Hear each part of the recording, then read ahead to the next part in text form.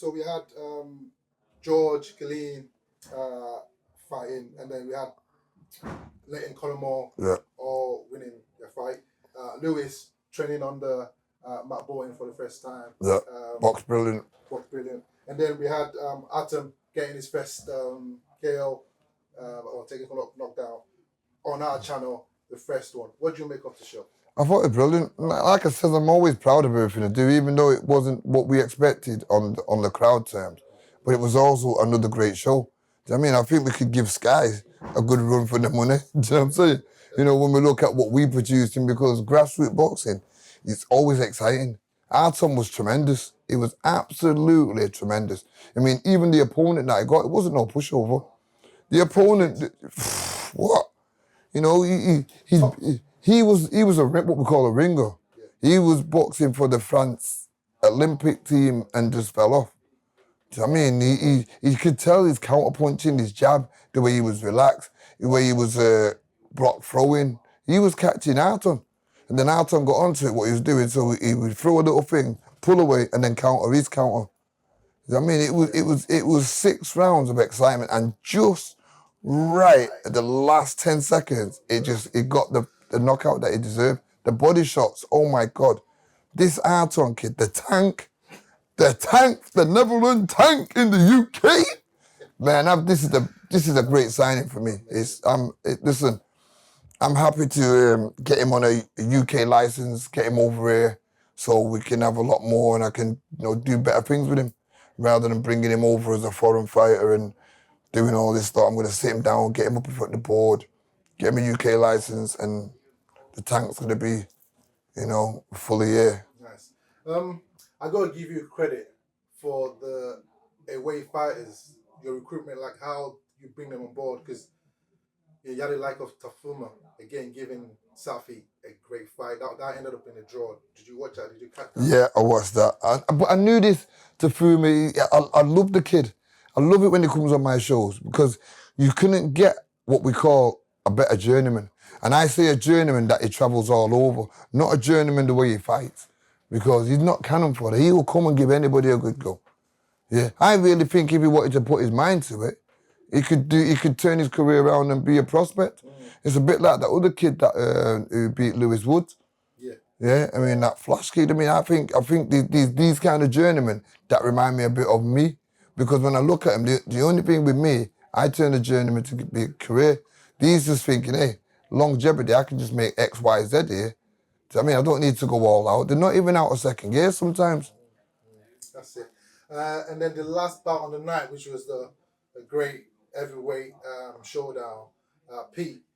Unfortunately, he didn't get any knockout or knockdown, but again, you can see with every fight he has on the channel, he keeps improving. No, I think with Peter now, I think it's time for me to step him up now to 6 rounds. I think that will be his last 4-round fight. I think he's ready to do the 6, because when he first came, it was getting him right, slowly building him. I'm not in a rush with Peter. I love the kid. He's a gentleman. Him and his team, the whole lot of them. I love working with him. They're absolutely 10-10. And it's sometimes, that kid was massive, he was big, but at the same time, he boxed well, Peter. He's boxing, he's moving, he's showing different things in every fight, and now, he's fit enough now. 4 rounds is growing out of him. I can see him slowly working through the gears, and I think himself thought that was going to be a 6-rounder. But with it being a foreign opponent for them, I didn't want to take the piss, because the purse would have been way too much. And I should have spoke with Peter about it, really, because I think Peter would have preferred to get the experience of 6 rounds and not be asked about the money. But as it is, these foreigners, we're not Sky TV, we're not flipping BT Sports. We work under the budget. Do you know what I mean? But the next time round, he'll have an opponent, and this time round, I'll get him a 6-rounder. And from there, once he starts their 6th round, we'll start pushing the rounds up. We'll do another 3, 4, 6 rounders.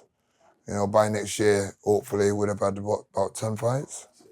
And finally, just a quick one. Can you just touch on George Killeen and Leyton Collymore, their performance? Leyton, I'm totally impressed with him. He boxed really well. He's getting better by the moment, Leyton. He's 100% improving. He's using the jab, boxing well, picking his shots. Bear in mind, he's only been with me about 6 weeks, 8 weeks, but he's learning the collier's trade, you know, under the Black Flash banner. He's learning how to box with style now and charisma because he's a stylish fighter. And I think with Leyton, we're going to see a lot more different things with Leyton. It's like having another Niall Brown here. So I mean, it's you know, it's great. It's great. And George? George was absolutely fantastic. I mean, he boxed a really tough, knowledgeable journeyman, which is Dale Arrowsmith. And Dale gives everybody an ad fight. And Dale did give us a compliment on George. He says, wait till you can see he's got his boy strength. When he gets his man strength, it's going to be a problem. Which, again, George is only 19. I'm not in no rush with George. I'm letting him learn the trade. Boxing, basics, the basics. And then from the basics, we can start putting it together. George is one that I know he's going to go far because he's been here from he's been 12 years old and he's always said the same thing. A bit like Lyndon, really. If you go back and you watch him having his first interview with British Boxers TV, you know, you see what he's talking about then. So, with George, it's all exciting time for everybody in this gym.